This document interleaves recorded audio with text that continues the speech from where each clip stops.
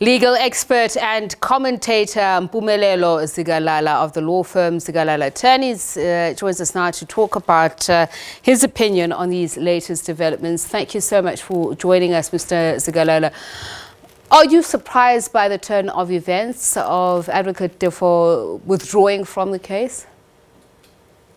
I was surprised because you must remember that the courtroom is a contested terrain. We go there knowing very well that we want to protect the legal interest of our clients. And in doing so, emotions are going to run high.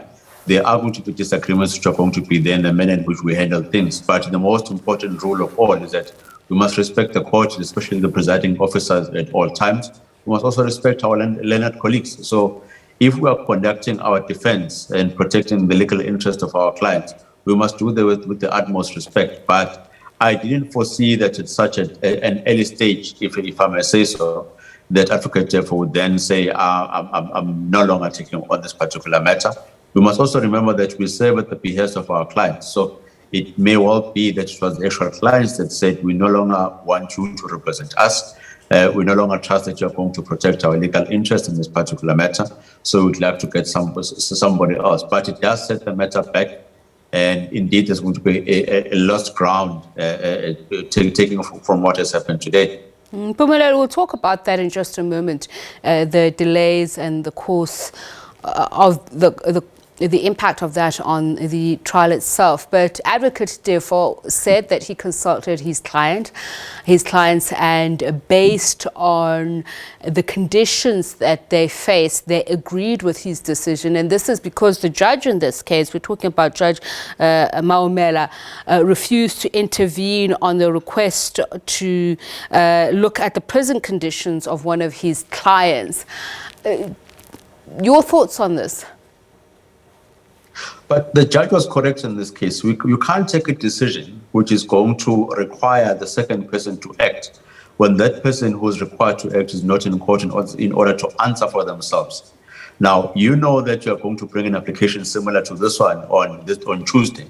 Why don't you write to the prison wardens or to correctional services and say to them, can you please be at court on this particular day because there's an application in which you are going to have to make. So the judge was correct in this case in saying, I will not entertain this particular matter if the correctional services is here. Secondly, I will not entertain this matter if there's objection from your learned colleagues. The reason why you do not hide anything from court is that you must be presented to learned colleagues so that they can say we don't have any objection into whatever application which you are going to bring. You don't spring things on the last minute. That only happens in your moving courts, not in the court of law that we go to on a daily basis. So in this case, the procedure and the manner in which this particular cause of concern was approached in or handled in was certainly not in a manner in which the court should have accepted what was happening. You must also remember when the court started, the court was very clear in terms of saying we are here for another matter altogether, and you are then bringing up this application and haven't been appraised as the court. The easiest thing to do and what is usually practiced is that if you are going to abandon your initial application, alert the court that you are no longer going to deal with issues of jurisdiction anymore, but you just want to deal with issues of the conditions of our client regarding to where our client is being incarcerated. So don't come and spring surprises in court on the day and expect that you're going to get results. That is what the presiding officer kept on trying to drill and remind Advocate Teffo and how he should handle his matters and handle his cause for concern. The court is not saying we're not going to listen to you, simply saying follow the correct procedure, make sure that you've consulted everyone that is there, and everyone that needs to answer, that needs to act, is given an opportunity to respond in adequate time to prepare for that response. So this, in terms of the conditions in prison, and if I understand it correctly, has to do with one of the accused of one of his clients, but his decision is going to impact all four.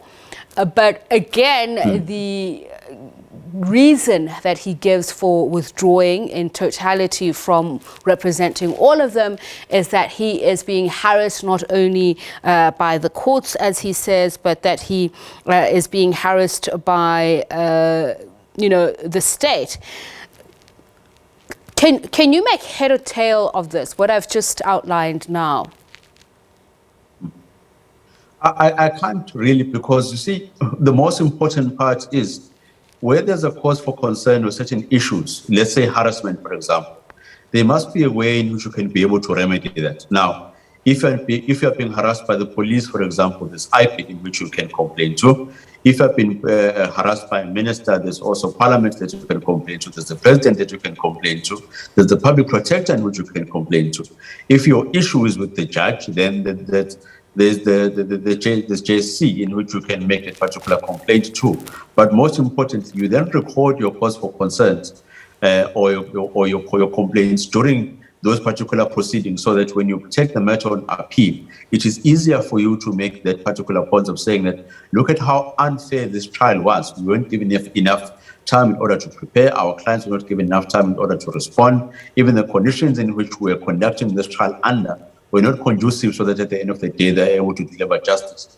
So it may be that maybe his concern may have had merits here and there. However, the procedure that he has utilized to send an outcry or to say that we have been prejudiced with this type of processes is not a procedure which is being followed. It is not a procedure which is followed by those in the legal profession. So we may say that it is actually his own doing and not following the correct, proper procedures or court procedures and other procedures that are there as prescribed by the legal frameworks in order to raise his concern and also get justice for his client. So at the end of the day, it may be that there may have been complaints here and there, but they're not following the proper procedures so that those concerns can be answered, are the ones that have landed him to where he is today. Okay. But still then, it does not warrant that he should resign or maybe remove himself from the matter in the manner in which he did. So I've got two questions to ask, and if you could just let me start with the first one. You mentioned at the onset of our interview that the court is contested ground. Much has been made of his conduct. Advocate Malesela, that is Advocate Malesela Teffo, I mean, he's had difficulties with the judge, heated arguments with him now and again on the issue of the use of language, or fail to follow court procedure. Was this an emotional decision, do you think? I would say yes, and I don't think that it was in the best interest of his clients. Taking into account that he's well vested with the matter, has dealt with the two case numbers. He's even the very first person who raised the issues of the two dockets. It's just that when it came to introducing the particular docket to the court, he did not follow the correct procedure again. However, he's well vested with the inefficiencies of the police and the manner in which they've conducted their investigation. However, the manner in which he's raising those particular points to the court is a bit problematic for me. And it's not going to be able to serve his clients at the end of the day. But let's also think about the amount of delays which, by purely him removing himself from the matter, is going to cause. Probably you need a new legal representative who's going to need time to go through the file, who's going to need time to request for further particulars if needs be.